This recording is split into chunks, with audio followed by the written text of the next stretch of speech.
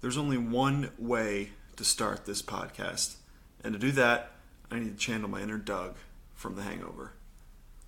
We are back! We are back! We're getting Doug back! And we're the three best friends that anyone could have. Alright, whatever. Welcome back to the MovieBabble podcast. We took a little bit of a hiatus for a while there, and, well, it's to work, one, on my speaking, and then, two, and life gets a little busy sometimes, you know, but we're happy to be back. It's me and Steve once again, and this time, it's Halloween, so, well, I guess, really depends on when you're listening to this, but we published this on Halloween, so we decided that it would be a great idea to talk about the state of horror, where it's been, where it's going, and where it is right now, right in the present. So yeah, we had a lot of fun recording this one for you. It was a lot of fun to get into the nitty-gritty of horror and some of the really shitty places that it's been in recent time. But we had a lot of fun. But before we get to that, I must direct you towards MovieBabbleReviews.com, our website, which is pretty fancy. It's pretty great.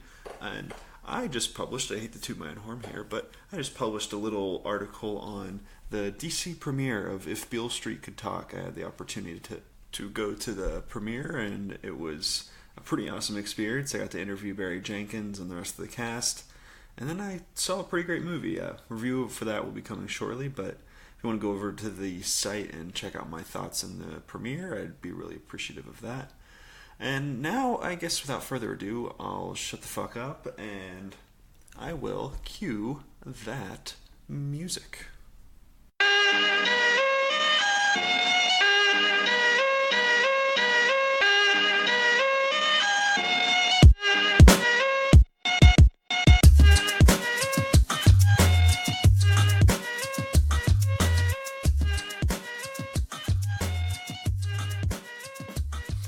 And we are back.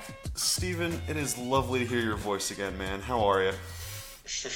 Lovely to hear yours as well. It's been like, I was saying just there, but like it feels like it's been like, I know it's been only like what, about 5 or 6 months since we spoke in person, but it feels like it's been 5 or 6 years since we spoke in person, because we kind of, what episode is this now? This is episode 5 or 6 of the podcast. 5? I don't know. All our rabid fans probably know better than we do, but I think it's 5. Yeah, but it's good to be back, man. Life is busy, but it's good to hear your voice again, and it's good to be back, man.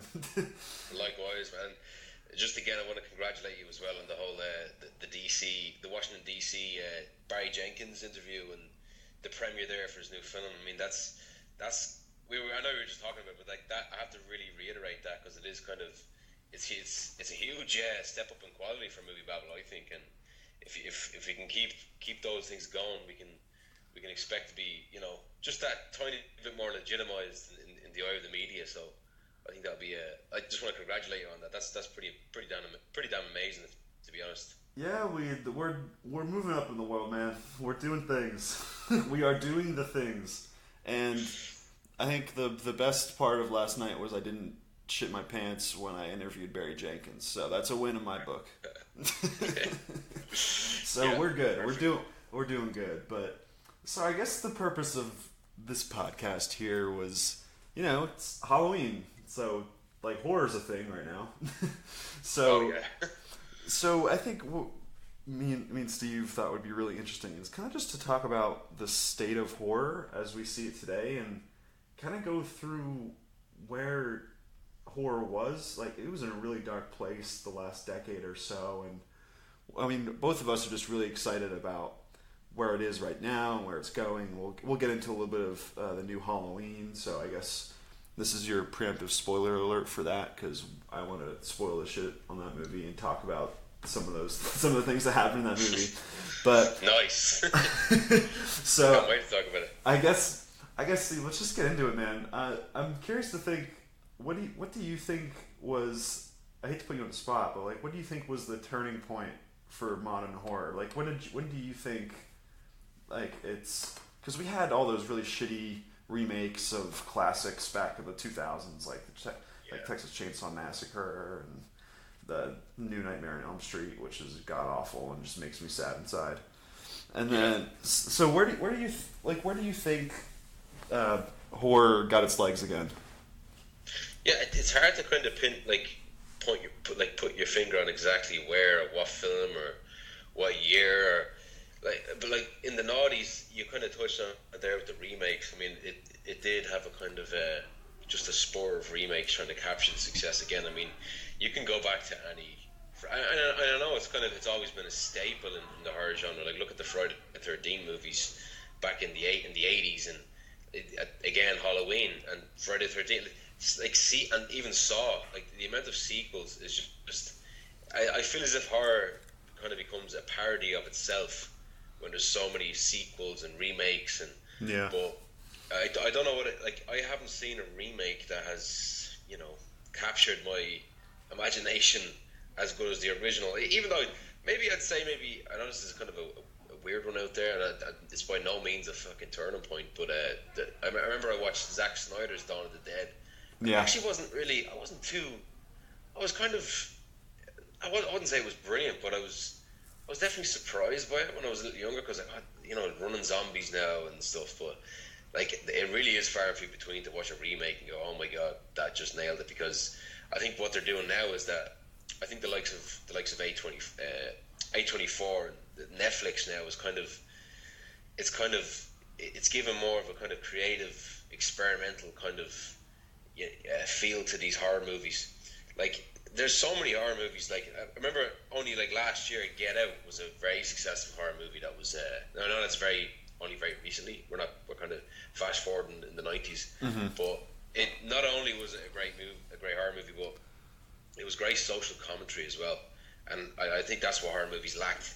I think in the noughties, that they wanted torture porn, they wanted just a sloshy kind of ridiculous movie, the cash grabs. I think the genre was kind of stooped down into stupidity and just wanted the cash grab, and hence the sequels. But now I don't really think that's the case anymore, because there's a list of movies here that they don't really follow suit in that. They seem a lot more kind of more creative and better directors attached to them. And I mean, look at the amount of, even A Quiet Place now as well. There's even early Oscar buzz for that movie as well. So yeah. I think horror is a genre that's really important, and it's important because it kind of shows us what we're afraid of in the times that the movie comes out, and how effective it is. And it just kind of lost that in the 90s, but now it's definitely come back somewhat. I don't know if you agree with my rant there. Sorry. So I would say I've been thinking of this a long time, but I literally just thought of this when you were talking just now. I compare the 2000s horror, like we had all just torture porn and just really just nothing movies that just were looking to shock you. I think I compare it a lot to where comedy was at the time too. It's just one of those things where it was just everyone's just trying to outgross one another and just kind of over the top and just more and more. And you're so right. There was no subtlety or any type of conversation underneath it. It was just watch people just die in the most gruesome ways. And there's some fun in that. I really enjoy like the Final Destination movies and things like that. Those are really, really fun, and they're good for what they are. But I think when you see that in every single movie, it's when it gets really hard. So I think there's a distinct turning point in horror, and I think it was The Conjuring back in 2013. So right. That was kind of everyone's probably seen it by now, and it's created its own universe, which is kind of cool to think about. We have a horror universe, but it was kind of classic feeling. There's not a lot of gore in those movies. I'm pretty sure they're PG-13, honestly, if I can remember correctly. I know the Nun and the other Conjuring universe movies are PG-13. So it just kind of it worked. It focused more on dread, and I mean, I know the studio was pretty happy that it was a PG-13 horror movie, so more people could see it and increase their bottom line. But it was kind of in a sense, a good way to kind of hamstring production. That's kind of the wrong word there, but it just kind of gave James Wan and co some restraints to work with there, and they had to get more creative and kind of just work within their means and just be weird. And that's kind of what I love about horror now. It's weird again. It's really weird, and I think that goes back. I think it all comes back to The Conjuring. I don't know how you feel about that, but that's me. No, I only thinking about it now, I think you're probably right, because The Conjuring was, it had a lot more maturity. The Conjuring, it was as if they were making it back in the kind of the 70s when The Exorcist was made and shocked the world and made everybody think differently about horrors. And not that it was like, I don't think The Conjuring was, what's the word I'm trying to look for? It wasn't very kind of, it was like a traditional horror movie, but just done right. That's the way I looked at The Conjuring, because like I don't get scared watching horror movies, to be quite honest with you, but it doesn't mean I don't enjoy them. I feel uncomfortable. That's the way I describe what horror movie to be. And there's one fucking scene in that movie, The Conjuring, when I feel sick thinking about it in my head, but like the part where the kid is like, she walks up, the camera is like looking at this wardrobe, and then the kid is like, she thinks there's something in the wardrobe, and then the camera just pans up pretty quick, and then there's like, it's just like this fucking woman, just like, it's like a quick snap zoom into the face of this evil demon, and oh god, that is like one of the worst jump scares I've ever fucked. Just to highlight how much fun that movie was and how effective it was. And the thing about that is that you touched on it there as well with James Wan. I mean, I think James Wan was sort of finding his feet when he made the first Saw movie, and he goes back and says that first Saw movie was a fucking nightmare to make because they had no budget, and the fact that they had no budget, they had to actually come up with things in a clever way. They couldn't use CGI. There's a lot of that movie's riddled with problems, but I think after that he did take a kind of noticeable break, and I think that was the machine. That was where he really excelled, was The Conjuring. Like that was his. Like I know he made Insidious, and Insidious could kind of be a catalyst to that as well. Maybe that was kind of his playground area, but I really think The Conjuring.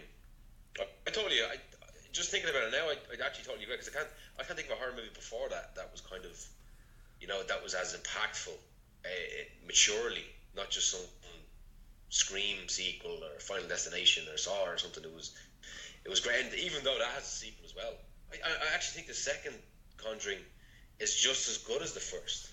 I think it's a really fun movie. It's kind of the same thing where it's everything. It kind of has that. I think it has that sequelitis type of thing where everything's bigger and more like kind of just insane, but it's really, really fun. Like it's a great horror movie. But totally, So I agree with you there. Like I was trying to think of another movie before The Conjuring that was kind of important to the modern state of horror, and I really can't think of it. Honestly, I just have gross Jackie Earle Haley stuck in my brain from the new Nightmare on Elm Street, where it's just where they just they just took all of the joy and fun out of that character and just made it really just depressing and gross. And it goes beyond gross where it's interesting. It's just gross where I just don't want to live in this world anymore. I just want this movie to be over. But that's sorry. Go ahead. It's all you, man. All you. No, I was just gonna say, like, the way you said it there, like the way the naughties kind of had this kind of gross focus. And like you look at movies like, remember when The Human Centipede came out? Everybody was talking about how gross it was, and like, there was no substance to it. It was just, and that was pretty much in a nutshell every movie in the noughties, because it wasn't the filmmaking that people were interested in. It was just the kind of the gross imagery that people could actually watch and depict.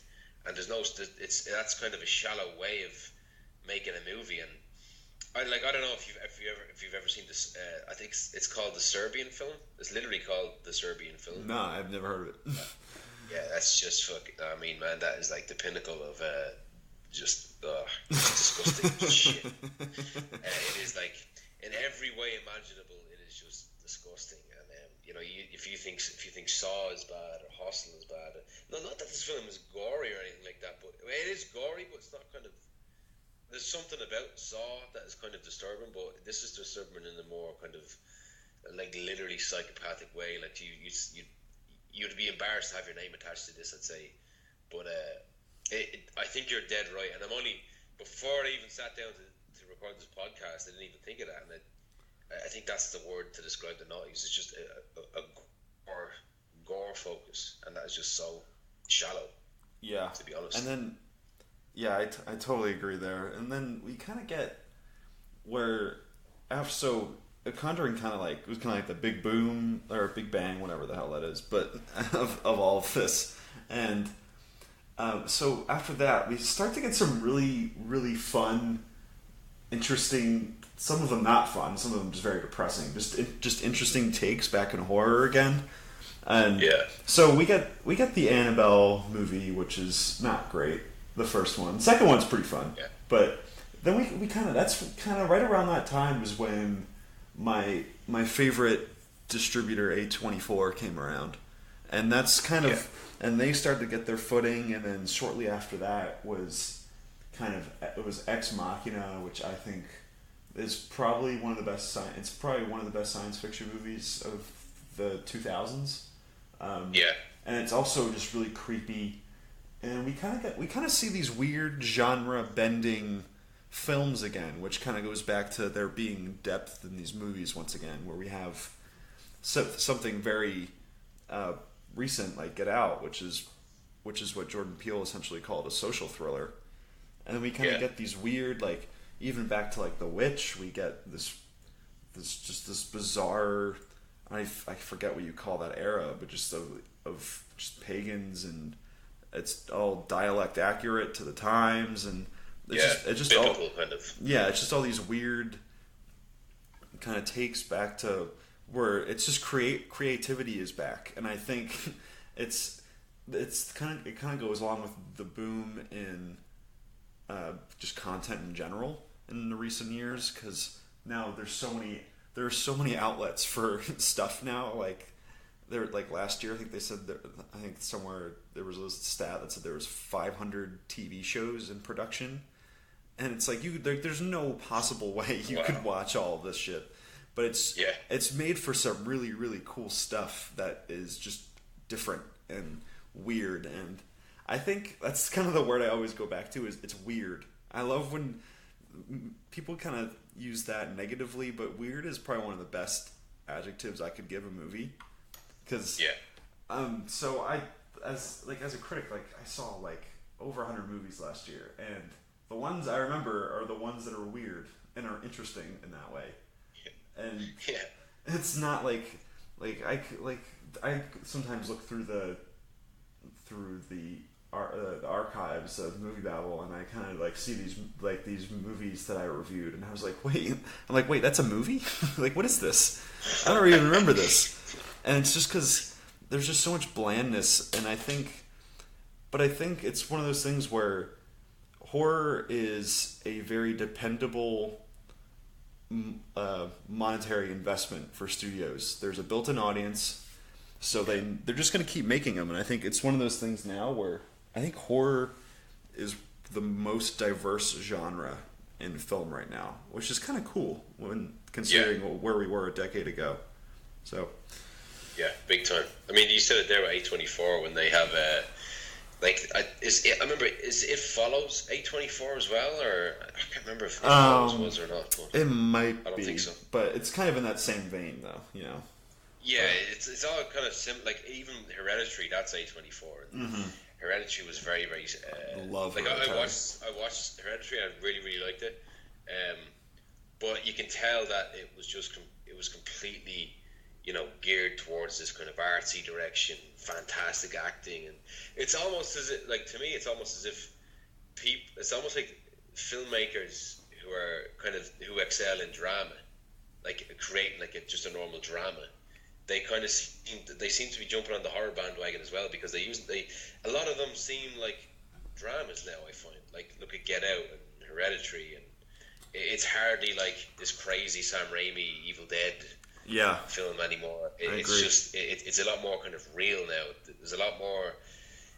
Even if it might be supernatural, it always seems like it's cemented within a reality that we can believe in, and that's what really makes them kind of scary at the end of the day. Because even go back to even a movie I really love called Don't Breathe. Yes. Yes. It's great. That's a fucking great movie because it doesn't have to. I'm not really superstitious, but I do tend to get more. I have a proclivity to get more afraid of things that are actually, a tangible threat. Me too. So I think there can only be so many, religious movies that horror movies that deal with some sort of religiosity. Mm-hmm. It's just kind of it's always lost in the sauce, and I don't know. But I do prefer a movie like Don't Breathe. And then so that brings us to what I really wanted to talk about here, which is the new Halloween. And spoilers. Yeah. My fucking favorite scene in this movie is Michael Myers stomping New Loomis's face in, and you see his guts splatter from his brain everywhere onto the ground, and it's so gruesome, and I freaked out in the movies. It was so great. Yeah, I mean, it showed you everything there. It did not shy away. Like usually for some scenes it shies away and kind of lets your mind fill it. It lets people's minds fill in the gaps. But that scene, wow, they just showed everything. They showed 2 shots of it, like when he actually stomped on the head, and it cut away and looked at Michael Myers' face, kind of like tilted down, looking at the head, all like amused. Yeah. Child. And then then it showed you again from a different angle, like from a kind of side angle, and I'm like, oh god. But yeah, it's fucking brutal. So, what are your let's just get your like overall thoughts on the new Halloween. Here. I saw it a few days ago, and yeah, I have to say I really enjoyed it. I think it's probably like you mentioned it earlier on. It's kind of, it falls into that bracket of a soft reboot almost as well. I thought it was fantastic. Like as far as a Halloween movie goes, I think that's probably the best you're gonna get in a Halloween sequel, because what it did was it took what the original did and it kind of stylized things a little bit better, and it didn't. I wouldn't say it totally reinvents the genre or anything like that. It kind of perfects that slasher movie kind of subgenre. Yeah. But at the same time, I still think I thought the performances were really good. I thought the use of tension was really good. All these little homages and references to the first movie. I like the way it almost kind of ignored every other sequel after the first movie. That's the way I felt, and then it just kind of focused on what the first movie did right. I mean, I read your review on MovieBabble, and even in your review, you're saying that this movie is not without its classic tropes. You still have characters making dumb decisions, and a lot of stupid things happen in the movie. But like these stupid things were like what Halloween kind of classically invented back then. So I feel as if it kind of owns these mistakes, or owns these kind of contrivances. But no, overall, I thought it was.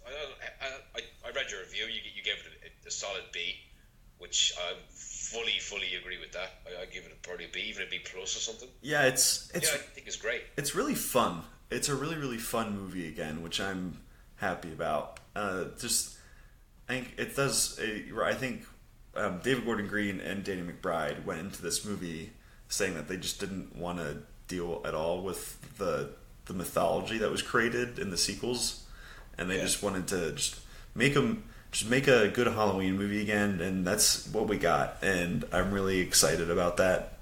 It's just really nice to see that type of movie again. We just get to watch Michael Myers just be menacing and not have to worry about weird druid shit, and just like it's just fun. It's really fun, and you feel the tension one more time, kind of what we were talking about earlier. And I think I need to shout out the dad character here, Toby Huss. I think the actor's name is. He was so fucking funny in this movie, where the one scene where he's they're in the kitchen and he drops peanut butter on himself and he's like, I dropped peanut butter on my penis. It's just it just came out of nowhere. I was laughing at that far too long, and I think everyone around me got concerned for what the hell I was doing, but it was it was just he does have a good few one-liners as well. Like even when Laurie was in it, well, I suppose we can talk about it, like spoilers everywhere. Yeah, I said that a long ago. Spoilers. Yeah. There's a scene where I remember Laurie comes into the house and she literally has a gun in her hand, and he's like, "What are you doing?" And she's like, "Michael Myers is coming. He's escaped." And he's like, "Come on, I know jiu-jitsu. Come on, we'll be fine." Like, what the fuck? I think it's just a throwaway line. It's one of those. It's this thing. It's just I like it when slasher movies, they have character in kind of every sense of the word, where you have there are some characters in this movie that they're only there to just die and be gruesomely murdered. But there's a bunch of characters where they have like their little bits where it's like, oh, I like that person. I hope that they succeed. Like, just kind of with the father, with those kind of things. Like, there's a bunch of just little instances in this movie where it kind of just humanizes everybody, and like it just kind of shows them just going about their business and doing whatever. So I just really appreciate that. It just has it just slows down just enough for you to care about these weird characters and let them be weird and just do their thing. And I think that's really fun, and it makes the Michael Myers stuff even better, which is where I think this movie shines best. Where you see that, especially that continuous shot where he goes from house to house and just murders people. Oh, I love that. It was so great. And that's just that type of artistry has been missing basically since the first Halloween movie in 1978.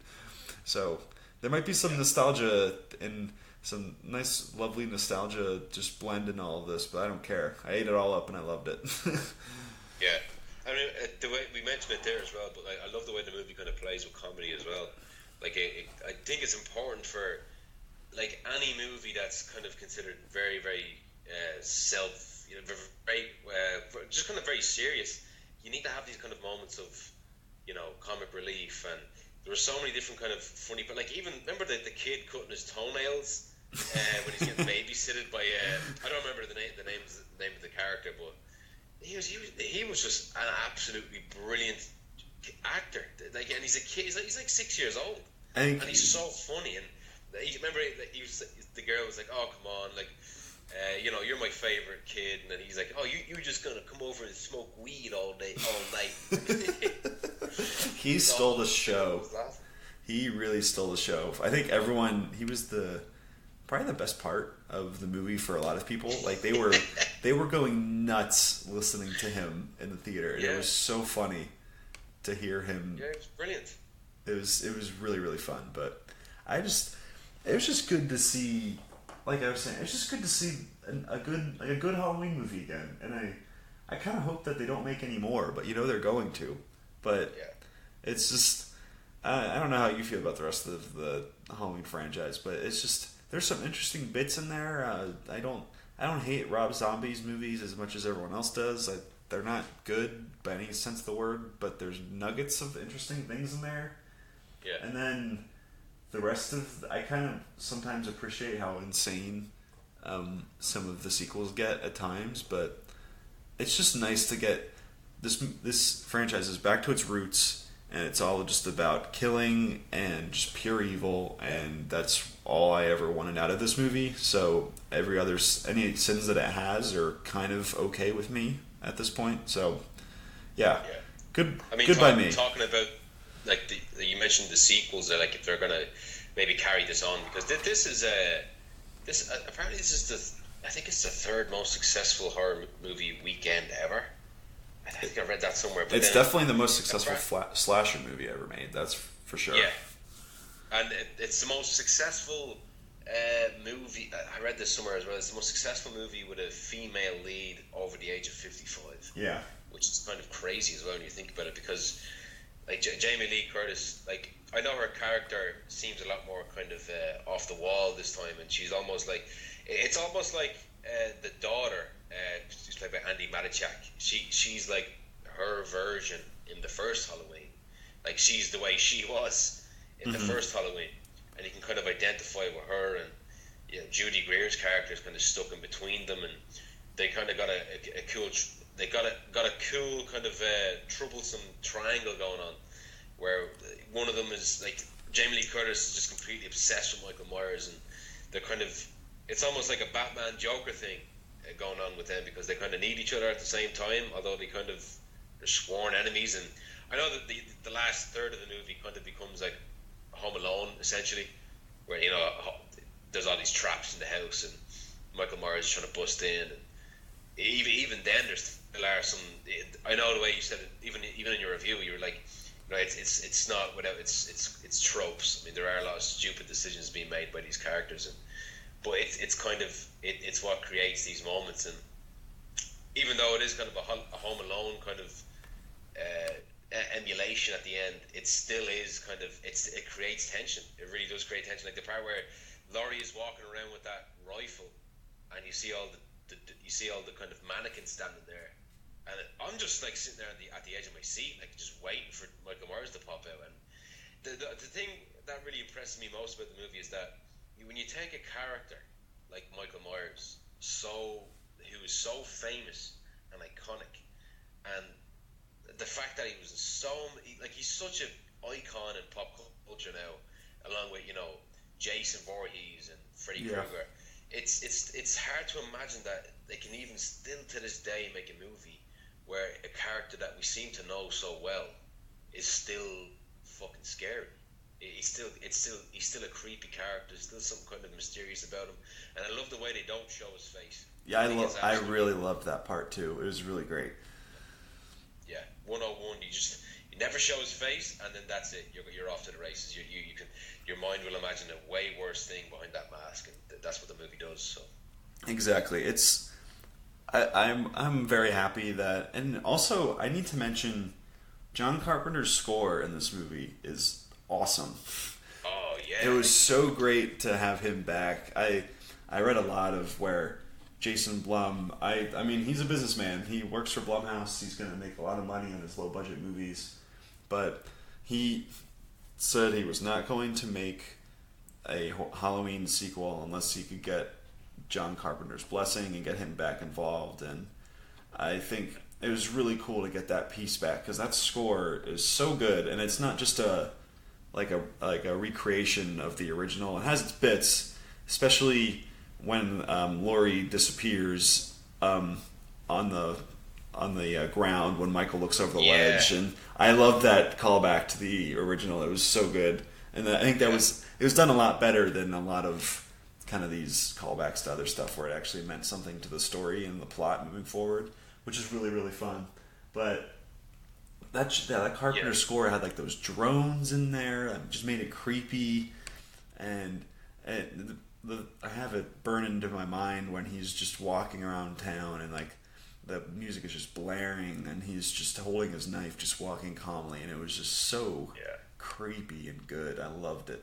So great. I feel sorry for John Carpenter though, because I feel as if over the years he's just watched his baby get warped and twisted into worse shit, and then I feel as if this is the movie that he finally deserves to, after putting up with all that punishment after watching these kind of mediocre sequels after sequel after sequel. And this, that's the thing about the score, is that what did you think about the intro? I thought the intro was so well done in the asylum. It kind of gave me zombie vibes at time with the weird laughing inmates, but it was like unhinged just enough where it was just kind of again, I just go back to it. It was weird, and I love that. I just love my weird movies. So it was, and I don't know what this movie says about podcasters. I guess we're the devil now.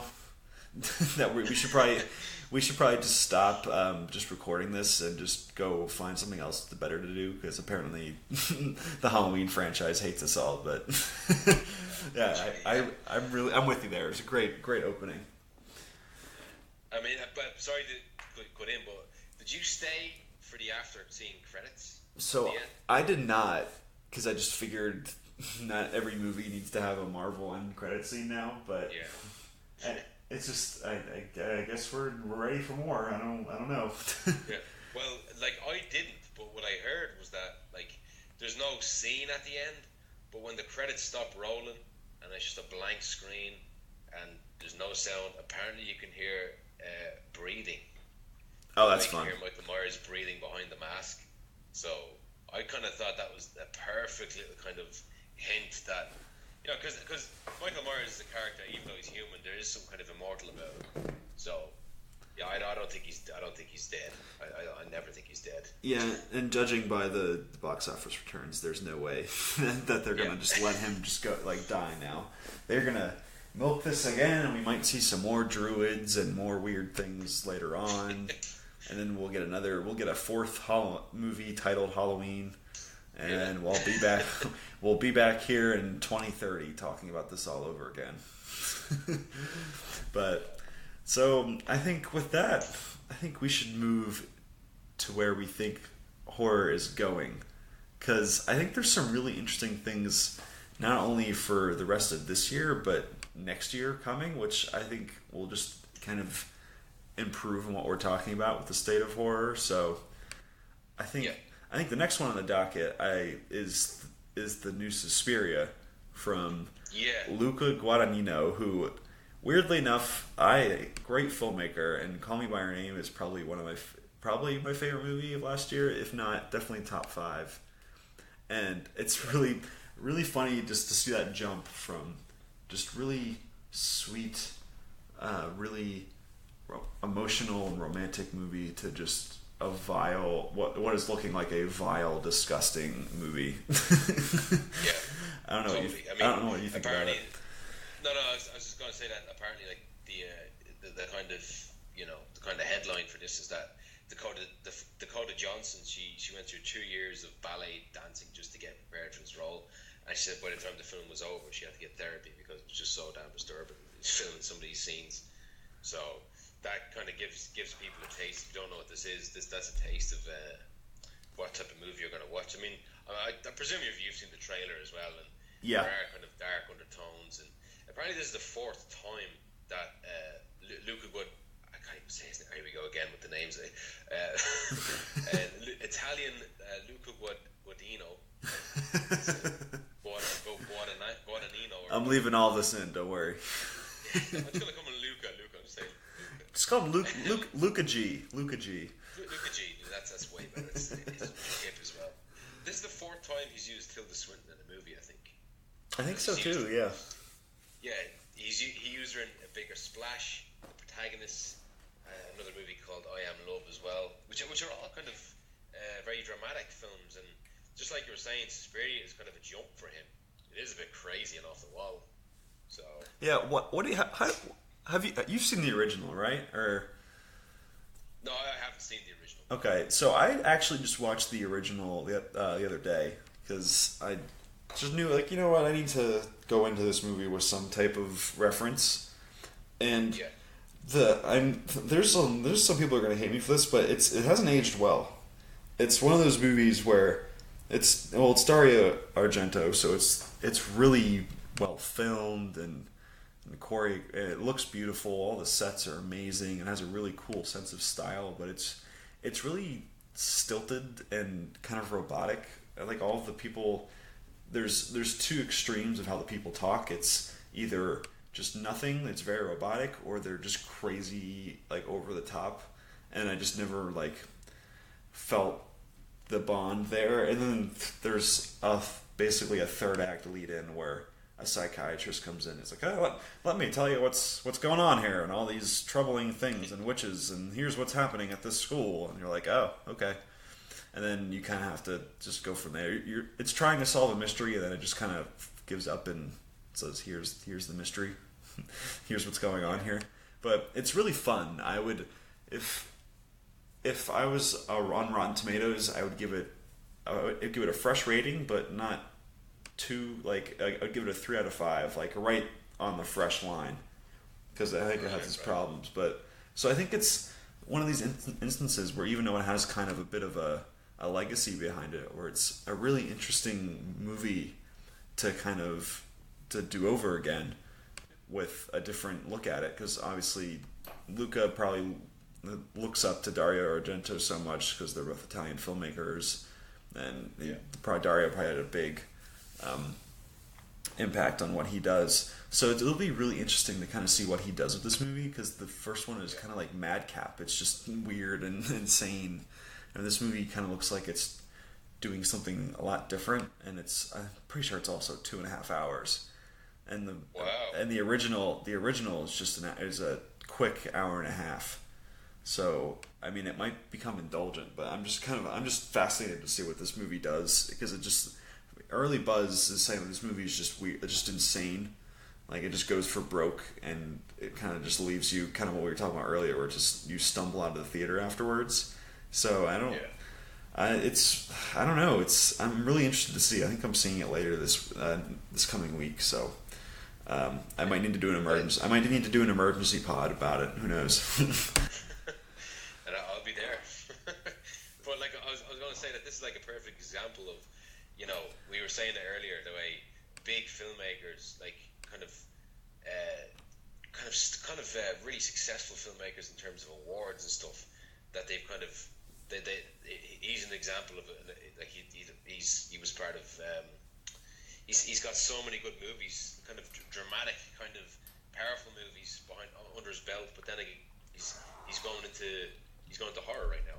And I think a lot of directors are doing that right now, and that seems to be where the genre is going. They're getting more mature directors. Totally agree. No exception. This is out in November 2nd, I think. That's like a week away or something. Yeah, I think it's already out in LA and New York. So, and then it's gonna do one of those things where it goes wider this week, I think. So, most people, I think it'll probably have some fun Halloween night showings somewhere, but it's one thing to look out to. What other movies are you kind of looking forward to as we move forward here? Another movie that, well, I got a list here, but the one that's popping out right now is, I don't know, the trailer only came out recently. Pet Sematary. Yeah, that's coming out in April. Another Stephen King adaptation. I mean, Stephen King is just like he is rolling around in the money. It seems to be like every year, like 2 adaptations come out. Like, what was it, last year? Oh, no, I think it was the year before. That was like the Dark Tower, and then It. Yeah. And next year will be Pet Sematary and It Part 2. So Pet Sematary, I don't know if you're very familiar with it, but obviously based on another Stephen King book, kind of a classic horror novel that he wrote. Jason Clarke is in it, and it's basically about this family that moved to this rural part of the country, and their cat gets run over by a big truck. There's like a place called Pet Sematary where they decide to bury the cat in the middle of the woods, which that wasn't the best idea apparently. So, and that's where John Lithgow kind of enigmatically comes in and gives all the exposition, and you know, they shouldn't have done that. And the kind of tagline to the movie is like, you know, some things are better off dead. Yeah. I think this will. It's coming out in April. It's quite a while away, but I feel as if not a lot of people are talking about it. So I thought that was going to be one. That would be one to kind of explore. I think, especially after It last year, we're going to see so many Stephen King adaptations, either remade or just made for the first time in the next couple of years, and it'll be actually, because it'll be another interesting take is the Dr. Sleep movie, which is the sequel to The Shining. Yeah, it's that's coming out. Apparently, Ewan McGregor is in it, I think, or something like that, and it's gonna just be another crazy Stephen King movie. I'm really interested to see how that movie turns out. That might probably be. I'm not sure if that's coming out next year or the year after, but it'll be. That's another one that's kind of on my docket as well. But do you have anything else? I was going to talk about the New Mutants. I couldn't say the word earlier, but I mean, I know it's 20th Century Fox, and it's with Marvel again, and they're kind of very hit and miss. But the reason why I'm kind of, I wouldn't say I wouldn't say I'm exactly stoked for it, but it does make me kind of interested in seeing what they can do with it. I mean, like, have they ever really done a horror movie that's kind of centered around, popular superheroes? I can't really think of one. Like, I can't either. I mean, just to spin off of what you were saying there about Stephen King, this is directed by Josh Boone, who did Fault in Our Stars. Another director that's fucking, comes from a pretty prestigious background, I suppose.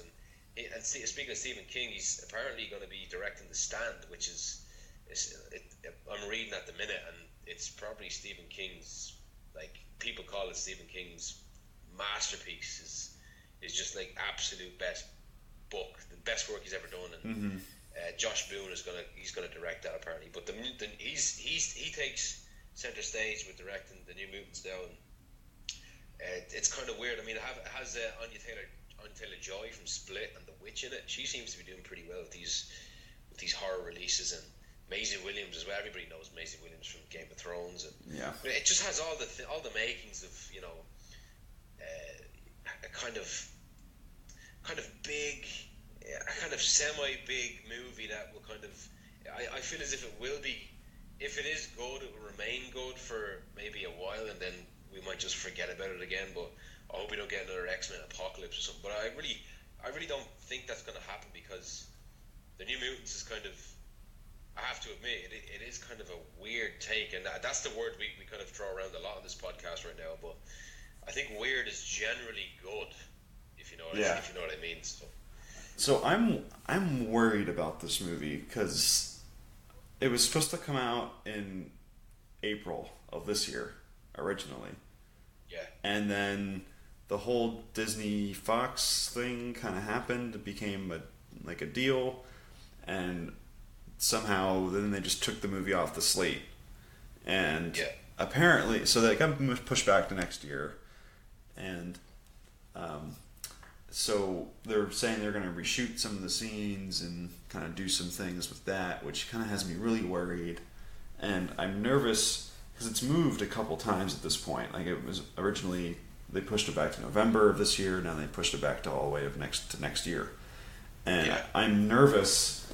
I'm with you where I really liked what I saw from the trailer originally. I thought it was a really cool idea. But now we're kind of at the place where this could kind of backfire and turn into something where they took it away from the director and becomes kind of like a bland nothing of a movie. So I'm cautiously optimistic, maybe cautiously pessimistic. I don't know. I really don't know. I'm just kind of worried. I would agree with you. But I would agree with you, because like it is kind of like it might not, like you were saying, it's a good concept, but its execution might go down the drain because of the whole Marvel 20th Century Fox debacle, and even the new Dark Phoenix movie could kind of pull away a bit from that too. I'm not sure, but cautiously optimistic. Nail on the head. That's exactly how I feel. I think the one I'm really looking forward to, and I know nothing about this movie as of yet because they haven't shown anything for it, is Jordan Peele's next movie, which is called Us, just US, and apparently it's another. Jordan Peele is calling it another social thriller, so we're gonna get something like, I don't want to say similar to Get Out, but it's gonna be in that vein, where it's just gonna be just very interesting. I'm really excited to see that movie. I think it comes out in March 30th or something like that. So another Blumhouse movie. So that's coming out early. I imagine we'll probably get a trailer for it sometime soon. It'll just drop out of nowhere, and everyone will just everyone will freak out about it. So that's one that I'm very interested in. That's probably going to be one of my most anticipated movies of the year next year. I just want to see what Jordan Peele does next. I'm very fascinated by that. It gets you very excited when he just says that it's another social thriller. I mean, that's all you need to hear. Yeah, exactly. It really is all you need to hear. Do you have anything else for us? I don't even know much about that film. I didn't look into it properly, but I mean, damn, I'm kind of almost raging that I didn't look into it, because I want to know more about it, but at the same time, I just want to kind of keep it at bay and then just wait till it comes around. And Jordan Peele really did prove himself and Get Out, so No, absolutely. Yeah. I got a Bird Box, which is coming out in December, a Netflix movie. Sandra Bullock. Oh yeah, talk about it. Go ahead. Yeah, it's directed by Oscar-winning writer and director Suzanne Bier. I don't even know how to say her second name again, but Bier. I don't know how to say her second name. Probably should know, but I think the next episode is just going to be me just like giving you a piece of paper, and you're just going to have to just try to enunciate names. Yeah, correct in each podcast thing. Yeah.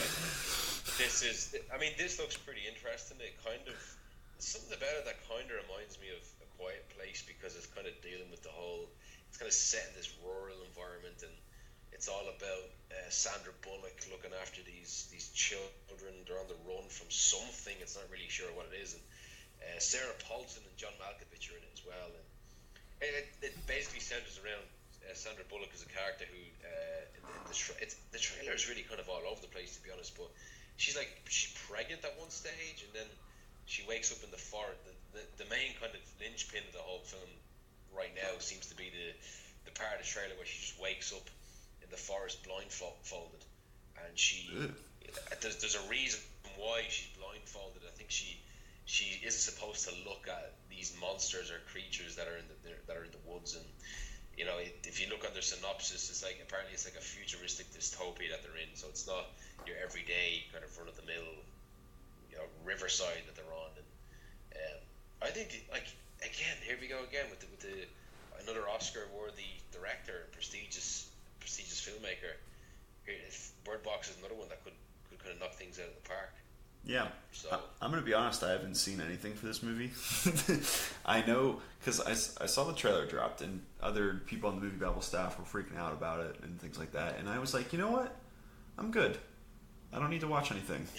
I'm just going to go see this movie, because it's one of those things, we're so inundated by, media and trailers and footage now, where it's really hard to kind of stay away from stuff, but I still think with Netflix, it's really pretty easy to kind of, if you don't watch the trailer, you can kind of go in blind to it, and that's kind of how I want to do with this, because I heard it was just this weird, maybe not linear, maybe not just whatever, and I'm just gonna watch that one night and just turn all the lights out and just see what happens. So I am very excited for it, though. Sandra Bullock in a interesting, twisty movie with a great director. I mean, it's good stuff. You're not going to see much better than that in theaters.